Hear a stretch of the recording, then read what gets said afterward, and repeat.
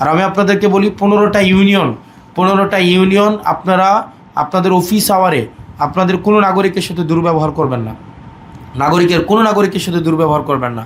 প্রচুর পরিমাণ নারীদের অভিযোগ আছে, ওনারা যখন যায় আপনারা ওনাদের সাথে কথাও বলেন না, এবং ওনারা যখন যায় আপনারা ভয়াবহ রকমের দুর্ব্যবহার করেন।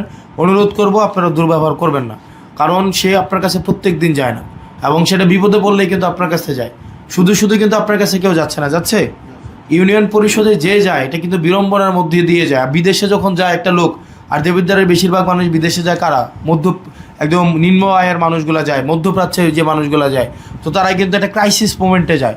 এবং এই যে হয়রানিটা, এটা যদি ইউনিয়ন পরিষদ থেকে এটা করেন আপনারা, এটা কিন্তু খুব বাজে হয়, এবং এই ক্ষোভটা কিন্তু তার সারাটা জীবন এই ক্ষোভটা থাকে।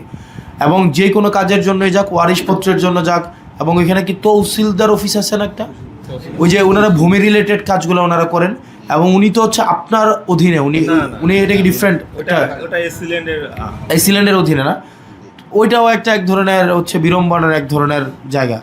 এখানে তহসিলদারেরও কাজ করেন, ওনাদেরও আন্তরিকতা আছে, আবার একই সাথে মানে ওনাদের ত্রুটিও আছে। একই জায়গায় জনগণও দেখা যায় কি তারাও মাঝে মাঝে ভুল করেন, তো এই ভুলগুলা নিজে করেন, এটাকে সংশোধনের জন্য ওনারা একটু বেলাইনে যাওয়ার চেষ্টা করে এবং টাকা পয়সা দেয়।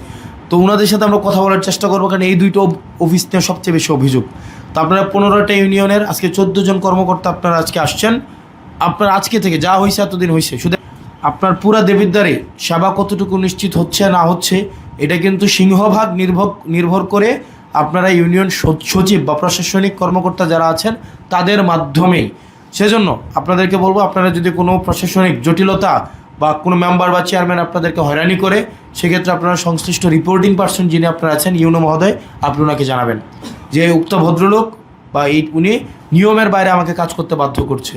জাফরগঞ্জ ইউনিয়নের জাহিদ চেয়ারম্যান একদিন অফিস করেন, রাজামেহের ইউনিয়নে চেয়ারম্যান আসেন না, চেয়ারম্যান নাই, প্রশাসনিক কর্মকর্তা দেওয়া হয়েছে। সুলতানপুর ইউনিয়নের ওনার বাড়িতে গিয়ে হচ্ছে সিগনেচার করতে হয়। তো জনগণ তো তাদেরকে ভোট দিছে এটার জন্য না, ভোটের জন্য। তো ভোটের সময় তো মানুষের কাছে গিয়ে বলছে একদম যে নিজের পায়জামার ফিতা দিয়ে মশারি টাঙাই দেবে, এরকমও তো বলে নাই।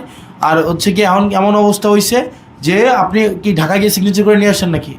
না, উনি আসে সিগনেচার করে, উনি আসেন তো 7 দিনের মধ্যে একদিন অফিস করে। তো কিন্তু আপনার নাগরিক সেবাটা কিন্তু পুরাটা ইউনিয়ন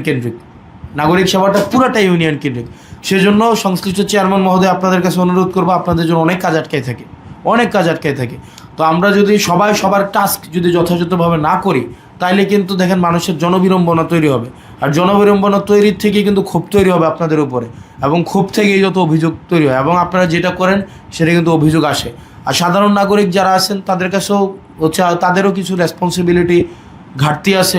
যেমন দেখা যায় যে আপনার যেটা ইনু মহোদয় যথাযথভাবে বললেন, দেখা যায় জন্ম নিবন্ধনের বয়স 16, গিয়ে হঠাৎ করে মনে হয় বিদেশে যাবে, এটাকে 22 বানাইতে চায়, 24 বানাইতে চায়।